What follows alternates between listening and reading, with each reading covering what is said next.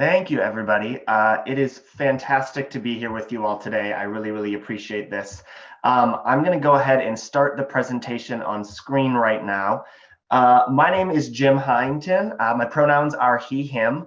I'll give a quick visual description of myself as well. I am a white male with short brown hair, wearing glasses, and a checked colored shirt that is blue and green right now.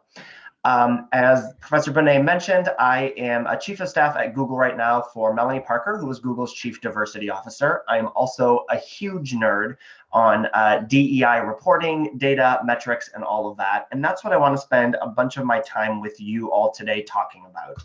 But before we talk about how things are going forward and where we're at on that, I kind of want to actually start at the back, start at the beginning of the story. So one of the stories that we tell ourselves is that in 2014, a handful of tech companies began publishing diversity data. And by doing so, they catalyzed what is now the hot button conversation of diversity in tech. If you think back to that time in 2014, diversity in tech was actually not the hot button issue that it is today. Most companies didn't have chief diversity officers. There wasn't congressional investigations into this. There wasn't beat reporters. It was not the same conversation that it is today. And these reports really did help start the conversation, but it did so in a very specific way. And I want to talk about some of those limitations. One thing we have to be aware of is that the story actually started before 2014. The story started a few years earlier than that, when CNN filed a FOIA request to obtain the EEO-1 reports for a number of the leading tech companies. The EEO-1 reports are reports that any company that is based in the United States has to file to the federal government every single year. And after years of back and forth with CNN and the tech companies, a compromise was finally reached that the tech companies would start publishing their own diversity end reports. And that's really what was the genesis of what we call diversity reporting in the tech industry. And it's true, those reports really did help jumpstart the hot button conversation of diversity in the tech industry, which is a conversation that we were very much needing to have and still have in the industry right now. But it did so in a very specific way. And I want to talk about the limitations that we need to be aware of in terms of how these reports came to be. The first is the way that these reports came to be. And it's important to realize that this foundational data, this foundational reporting structure that we have for DEI in the industry was less actually an exercise that came from the diversity, equity, and inclusion teams inside the corporate sector. And it actually was more an exercise in compliance and things like federal regulation and the compliance side of it. And that means that much of the DEI work that exists in the corporate sector, and especially in the tech sector right now, has ties back to these risk mitigation teams. Think lawyers, policymakers, compliance, things like that. And there is a tension here between all of this work. And this is a tension that most of the folks that do corporate DEI work actually experience on a near daily basis in terms of the reviews and approvals and the stakeholders that we have to work with to drive our work inside these companies and all of the myriad incentives that we have for the work that we're doing in that space. The second way that this has kind of defined the parameters of the DEI sector right now is the content of these reports. Since these reports were born out of compliance, they use the data that the compliance teams had on hand, which is EEOC data, Equal Employment Opportunity Commission data, through that EEO-1 form, like I mentioned, that's used for government mandated reporting. So this decision that was made way back in the mid-2000s has really defined the parameters of corporate DEI work for nearly a decade.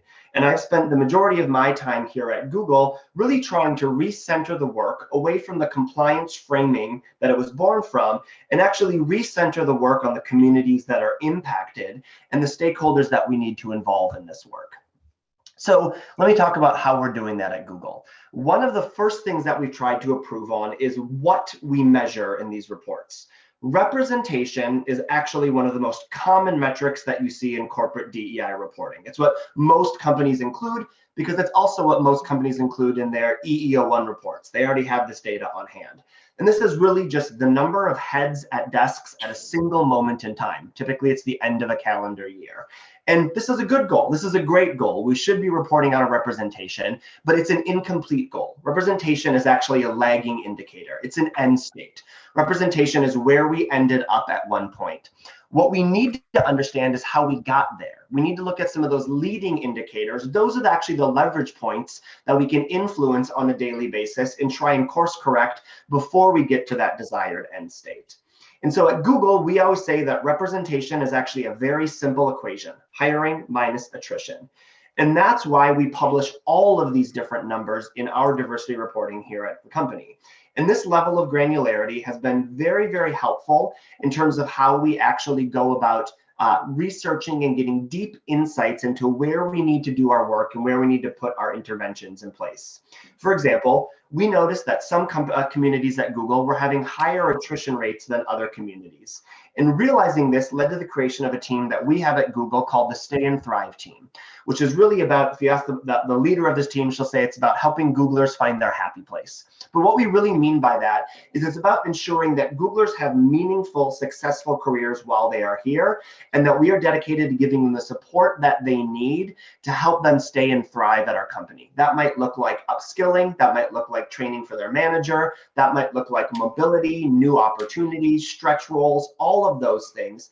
But ensuring that the communities that are experiencing higher or lower than average retention rates at the company are getting dedicated support is one of the ways that we are furthering this work. And I do want to pause here for a second. A case study that came out of here, I know debiasing systems is actually a big area of focus for the class that y'all are taking right now. So I want to give you a few different debiasing case studies as we go throughout the presentation today. And one of the ones that I want to focus on here is the debiasing work that we've done in job descriptions as part of our hiring process. One of the things that one of our analyst teams did is they analyzed over 6,000 different jobs postings that we had at Google over more than a year to start looking at some similarities and trends from that and really understand how language affects the applicants of the jobs. And one of the things that we found out was that job qualifications that have a section of the minimum qualifications that you need that are more than 54 words, once we see that benchmark hit, the number of female applicants for jobs actually drops dramatically. So as a result, we created an internal tool that we use at Google to help analyze word count for all of our job descriptions and remove words or phrases or even get it down to word counts that might bias a candidate against applying for a job. And postings that use this guidance and that keep to those word count guidelines that we have, we actually see an 11% increase in applications from women from job descriptions that use this tool. So the next thing that I want to talk about is who we measure, and that matters as well. At Google, we are an engineering company, so we know that what you measure matters. But when we're talking about people and we're talking about DEI work, what we're actually saying is who you measure matters. And another one of the limitations of that EEOC data is its reliance on predefined categories of race and gender, and those categories are actually informed by the US Census. To be clear, I am not advocating against the EEO1 report at all. Companies need to file the EEO1 report. We at Google file our EEO1 report. It's a very important report. I'm just saying that alone is not actually enough. We shouldn't apply that compliance framework that we have to the DEI work. We need both. We need DEI and we need compliance, but we also need different systems and different tools for each of them. So not only does this data set that we have on hand overlook the populations that we like to focus on in DEI work, like the LGBTQ+ community, people with disabilities, and veterans, but it also oversimplifies the categories of race and gender. For example, the EEOC doesn't recognize non-binary genders, and it actually lumps all multiracial folks into one bucket called 2 or more races, which actually obfuscates any of the multiple racial identities that people might have within that community as well. And one of the things that we started doing here at Google is we created a self-ID campaign to collect more inclusive employee demographic data that we have right now. We've expanded the categories that we have for race and gender. We now collect multiple genders, including non-binary genders, and recognize our transgender population as well. And we've also added and globalized the categories that we have for race. We allow multiracial people to be counted in all of the categories with which they identify. And we even look at this data intersectionally across lines of gender and race as well. And self-ID participation is voluntary, but one of the things that we see at Google is that more than 80% of our employees have actually voluntarily participated and provided this information. And we see that as a very strong signal that our employee base actually understands the value of this work, of getting data sets that are right and being more inclusive to create the right data set that we need to do the right work here. And we also know that root causes need more granular data as well. So we not only analyze different demographic categories of our data, but we slice it different ways as well, which is what you actually see in the bottom layer across this right now. So we look at the data not just overall, but we break it out by tech roles versus non-tech roles, leadership roles. Like I mentioned, we look at this data intersectionally as well, so we can better understand how factors like race and gender compound the experience that a person has throughout their life cycle at Google. I'm going to give you another case study here. Another item that came out of this work was how we actually work on debiasing company culture as well. Google has an annual employee pulse survey that we measure, and it includes topics like inclusion and belonging. We actually use our self-ID data to analyze that. And thanks to that, we're actually able to look at the data along 14 different lines of identity to understand how people's experiences might differ in terms of experiencing corporate culture right now. And these findings have led to a whole host of programmatic improvements that we've had here at Google, including the creation of events like State of Black Women at Google, which is about bringing an entire community together to find peers, to network, to elevate their voice, their concerns and their feedback to leadership as well, and really find the sponsorship and mentorship that they need to continue building their career and managing across lines of difference as well. Okay, well, that's all well and great, but you might be saying it doesn't matter how you slice and dice it if the numbers aren't moving that much. So why aren't the numbers moving that much? And there's two ways that I want to think about this. But the first thing that I think is important to acknowledge is that companies don't hire from the general population. Companies hire from talent pools. And these talent pools are defined by organizations like the Bureau of Labor Statistics that actually go in and factor in all of the factors that a person needs in order to be eligible for a job. Things like education, work experience, and it really helps the corporate sector paint a picture of the available talent pool for specific jobs at a time. And as a company, this means that we have a choice. Do we focus on growing the numbers of our current workforce, or do we focus on growing talent pools? Or is that a false choice? Focusing on only growing our numbers of our workforce is myopic. Even if we at Google were able to hire all of the talent that we were going for, that would obviously help us hit our diversity numbers, but only for a while, only in the short term. And that would likely mean that while we were able to hit our numbers, the rest of the tech industry would not be able to hit their numbers. And that's not what we want. We don't want this. Diversity should not be a zero-sum game. I don't want to be in a world where in order for my numbers to go up, another company's numbers have to go down. We want to be in a world where all boats get to rise and everybody gets to make improvements here. And that's what it looks like to do to focusing on growing talent pools. This is a long-term game, and it has indirect incentives for the corporate sector as well. For example, Google as a company, we're about 25 years old right now. And what that means is that a person who started their education the same year that Google was founded is only now graduating college and entering the workforce.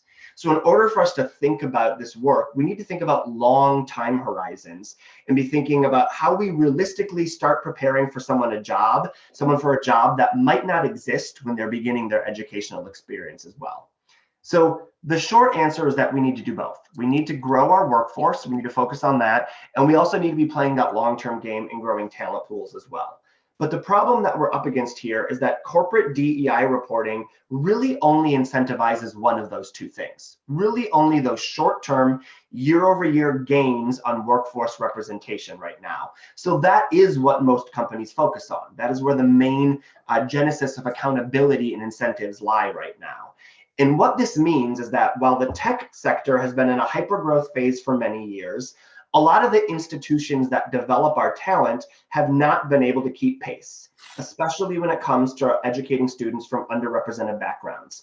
And that's what you see on this slide. So the bar graph on left and on right is actually the exact same data. One is just displaying it by gender, one is displaying it by race. I need to refresh the data. As you can see, it's a little bit old right now. But what you see is that year over year, the number of students enrolling in computer science degrees is going up. And that's what we want to see. That's good news. But if you look at the number of women, that dark green color on the green graph, and if you look at the number of Latinx and Black employees on the right graph, the rainbow chart that you see there, is those numbers aren't nearly going up at the same level as other gender and racial groups that we have as well. So while it is true that the number of students enrolling in computer science degrees is increasing year over year over year, the number of students from underrepresented backgrounds is not keeping pace with that overall growth rate. And why is this? Well, let's continue on with our example on computer science degrees. As you can see right now from this data, enrollment in CS degree programs is through the roof. It's up and to the right, what you'd want to see on a growth slide as well.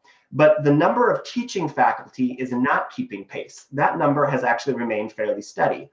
One of the reasons that blue arrow is up and to the right is that student enrollment is surging in the tech industry because these are largely seen as jobs that are desirable. People want to get these jobs. They believe there's financial stability in these jobs that can help benefit them and also unlock generational wealth for them, their families, and their communities as well.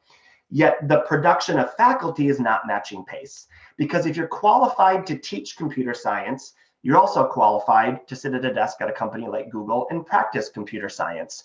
And there are very different paychecks and incentives for those two things. And what we see here is what happens when we're not investing in the infrastructure that we need to continue educating and growing these pathways into the tech industry right now. Another way of thinking of this is that as an industry, we are actually cannibalizing a lot of the infrastructure that we rely on to maintain the hyper growth rate of our companies by not allowing there to be sufficient capital and resources in the educational institutions that we need to be producing more and more talent and more diverse talent to help us respond and be a modern workforce here. So what happens when you have this challenge right now? This is a challenge of high demand and low supply. A lot of students wanting something, not enough faculty to be able to deliver on that. But when you have high demand and low supply, your product becomes a premium. And if your product is education, there's only a few things that you can do to course correct that. One of those things is increasing barriers to entry. And one of the ways that we see that play out is in looking at high school prerequisites that are mandatory in order to enroll in some of these degree programs. So let's go further upstream and look at that and see how that's working out. We're going to take Atlanta as a case study here. The good news is that Atlanta has a huge Black community. But the bad news is that opportunity is not spread out evenly between all of the different communities across Atlanta. One of the things that we see here is of the 11 public high schools that exist in the city of Atlanta, 8 of them are where the vast majority of Black and Latino students go for their education. Of those 8 schools, 0 of them have AP computer science teachers on their faculty right now. And a lot of what we see on the college and university side is AP computer science is a mandatory prerequisite that students have to have in high school before they're allowed to enroll in a 4-year degree program like that. So what we're seeing right now is that these barriers exist at every phase of a person's lifetime. And there are repeated interventions that we need in order to help diversify the pathways to tech industry for all communities that we have right now. And this doesn't just stop in high school. The data shows us that young girls starting at the age of 6 are opting out of STEM fields due to societal pressures that we have. So these interventions really do need to exist across the entire life cycle of a human being as well. Let me give you another case study here about one of the things that we are doing at Google to try and debias a lot of the work that's happening in education right now. And that's a program that we have called Code Next. One of the things that we've seen in the data is that Black, Hispanic, and Native American college students only make up about 3.5% of computer science degrees. And so what we realize right now is Code Next actually offers them an ability to get all of those prerequisites. Code Next is a program that we have that offers a free computer science education program that meets high school students at their own schools, in their own communities, in their neighborhoods, and provides them with the hard skills and the networks that they need to help succeed in computer science related fields. At Google, we have physically built these labs in places like Oakland, Harlem, Detroit. We also have virtual offerings that are available for students in other places as well. And one of the outcomes that we see from this program is that over 88% of the program graduates are majoring in a STEM degree once they go to college afterwards. Okay, so what I'm trying to paint a picture of here is that we can't just be talking about changing the process of reporting on the workforce that we have inside of the tech companies and realistically think that that alone is going to significantly move the needle on the DEI outcomes that we're hoping to achieve here. we need to be talking about changing the entire system. And one of the ways that we talk about the system, and you see in the ACT report as well, we talk about that entire system existing from cradle through career. So what that means is that corporate DEI work is not just an HR problem. It's not even a problem inside any of the departments within a company. What we need to think about is the broader systems, and we need to be asking ourselves a fundamental question here. There is either something fundamentally flawed about the whole system, or, scarier yet, the system is actually doing exactly what it's designed to do. But either way, it points to the fact that we need a new system. This is not my graph here. This actually comes from the Kapoor Center and the Leaky Tech Pipeline report that they put out, which has been out for a while now and is a very often cited report here. The ACT report is another one as well. But what all of these things are pointing to, the ACT report, the Leaky Tech Pipeline, what I'm talking about right now, these systems are not going to build themselves. We need to build the systems. And the argument that I'm trying to make right now is that the genesis of corporate DEI reporting, which is one of the largest mechanisms that we have right now for accountability and transparency when it comes to corporate DEI work, really set us up on a path that incentivizes short-term gains from a compliance mindset over the long-term systemic solutions that we need to be working towards. And so in order to change the system, I think we need to change the incentive structure that we've built out around it as well.